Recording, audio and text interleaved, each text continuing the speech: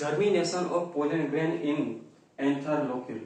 जब एंथर के अंदर पोलन ग्रेन है वो डेवलप हो जाते हैं, उसके बाद पोलन ग्रेन का जर्मिनेशन है वो स्टार्ट हो जाता है।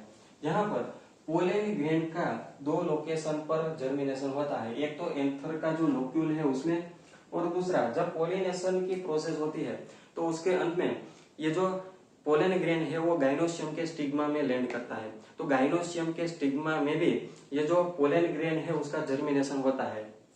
तो यहाँ एंथर का जो लोक्यूल है उसमें पोलन ग्रेन किस तरह से जर्मिनेशन करता है वो हम देखें तो सबसे पहले ये जो पोलन ग्रेन है उसका बाहर का जो लेयर है उसे हम कहते हैं एक्साइन लेयर। इसका कंपोजिशन की बात करें तो ये स्पोरोपोलिनिन एंड क्यूटिन का बना होगा।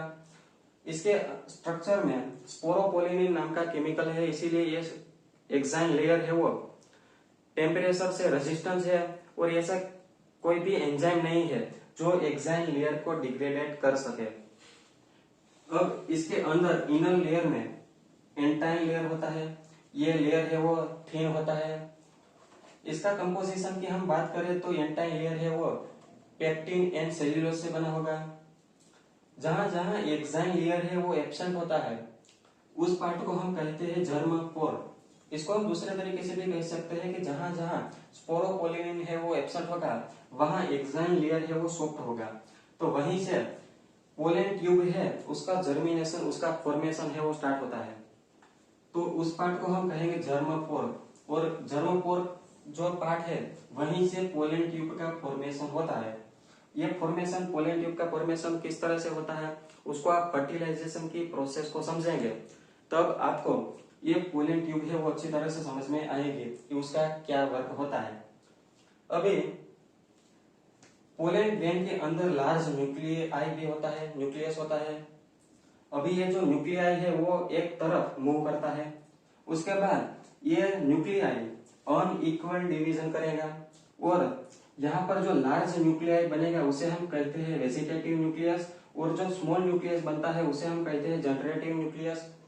और ये दोनों न्यूक्लियस है वो एक दूसरे से जो प्लाज्मा मेम्ब्रेन है उससे अलग हो गया। उसके बाद यहाँ पर सेल वॉल का फॉर्मेशन होगा।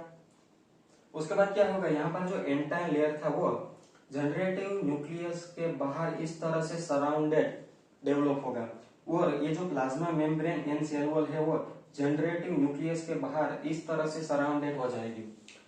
इसीलिए यहाँ पर दो तरीके सेल है वो प्रदर्शित होते हैं, एक तो वेजिटेटिव सेल जिसमें लार्ज न्यूक्लियस है और इसके बाहर एंटाइन लेयर है, उसके बाहर एक्साइन लेयर है, और जनरेटिव सेल जिसमें प्लाज्मा मेम्ब्रेन, सेल वॉल है और स्मॉल न्यूक्लियस है। अब ये जो वेजिटेटिव सेल है वो पोलन ट्यूब का फॉर्मेशन करवाता है और फूड का स्टोरेज करता है, और जनरेटिव सेल है उसमें से स्पोर है वो डेवलप होते हैं।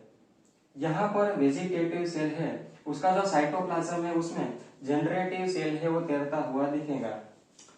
तो जब पोलन ग्रेन की स्टेज आ जाती है उसके बाद एंथर है उसका डेहिसेंस होता है, मतलब कि एंथर है वो टूटता है, मतलब डिग्रेडेड होता है, और उसके अंदर जो पोलन ग्रेन है वो बाहर निकलते हैं। तो ये प्रोसेस थी germination of pollen grain in anther locule.